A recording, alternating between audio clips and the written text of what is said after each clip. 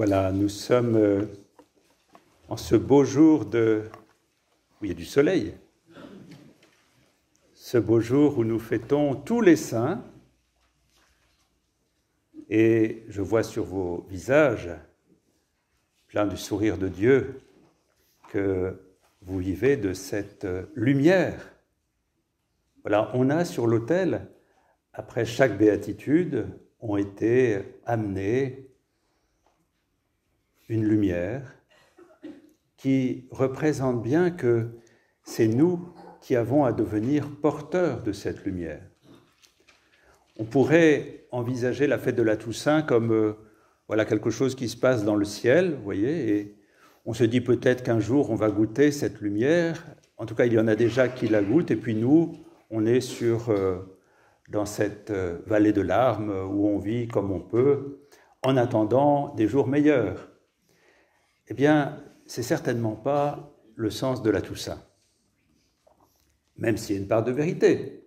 Nous allons vers la plus belle des lumières, le plus grand des bonheurs, sans ombre. Mais cette fête de la Toussaint, si elle était juste une projection vers l'avenir, ne nous renseignerait pas pour grand-chose, ou alors ça pourrait donner prise à toutes les critiques, en disant écoutez, allez-y, souffrez, vous aurez le bonheur plus tard. On l'a dit, et on a dit à des gens qu'on écrasait ce genre de discours pour les maintenir dans une soumission. C'est certainement pas le sens de cet évangile.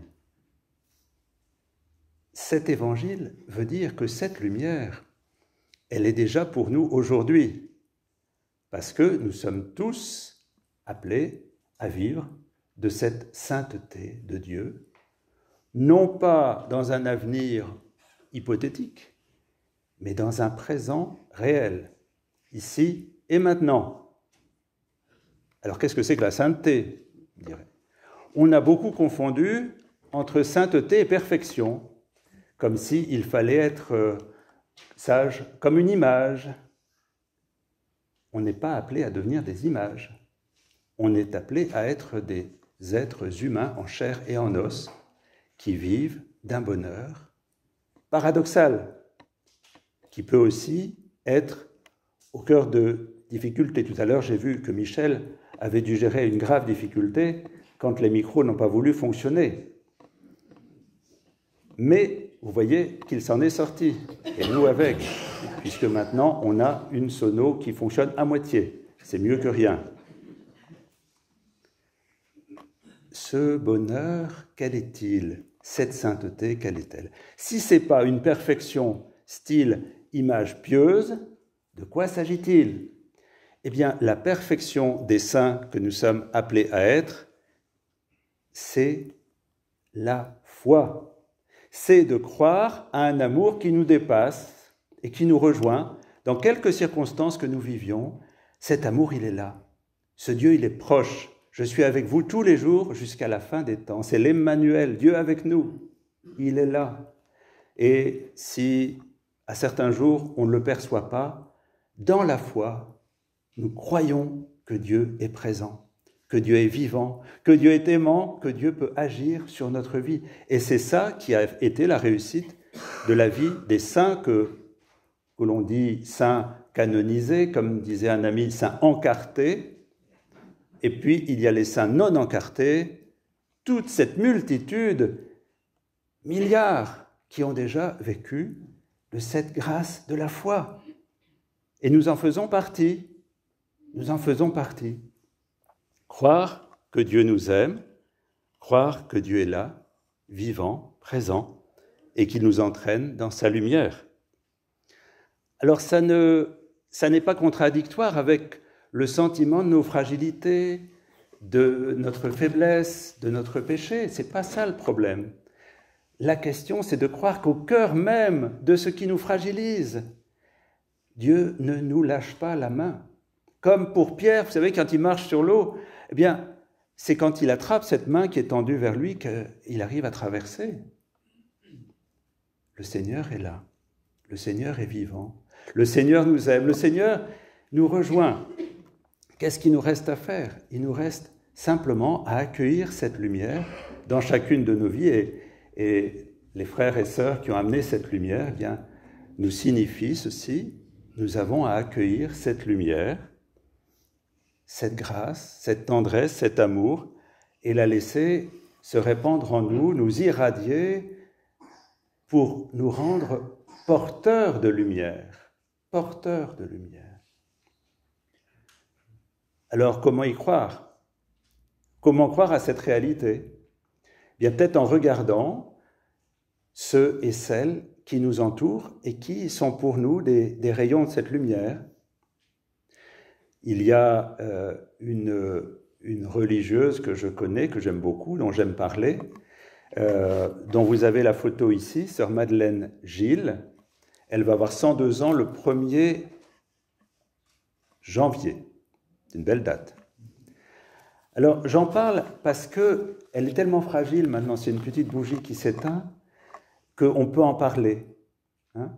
De toute façon, vous ne savez pas où elle est, donc vous n'irez pas la déranger.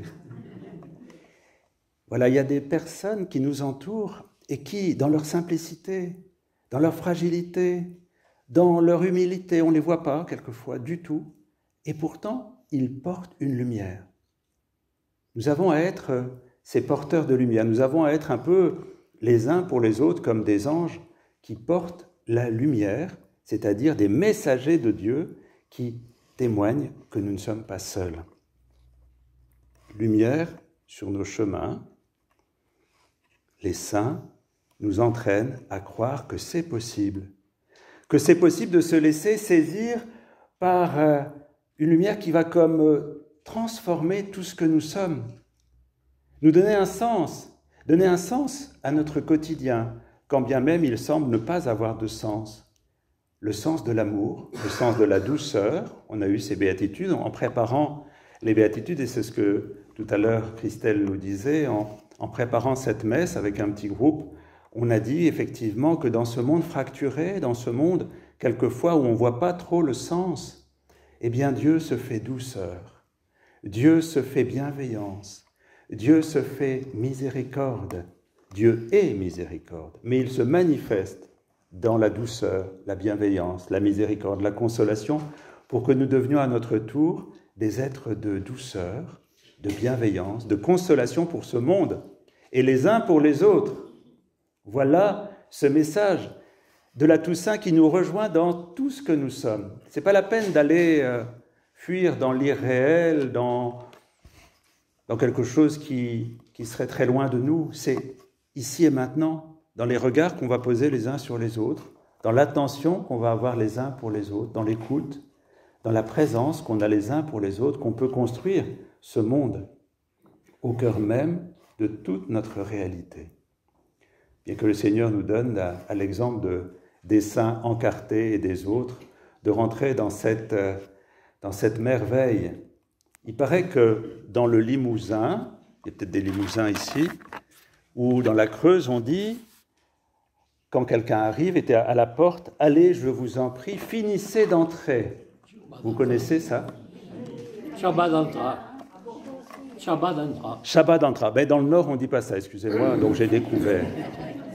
Finissez d'entrer, c'est-à-dire, allez-y, entrez dans cet amour. Ce n'est pas la peine d'avoir peur. Quelquefois, des gens disent, si je donne ça au Seigneur, il va prendre ça. Pas du tout. Si je lui donne ça, il va me donner tout ça, tout ce que vous êtes, tout ce que nous sommes, cette lumière, ce soleil, cette paix, cette force au cœur même de la fragilité.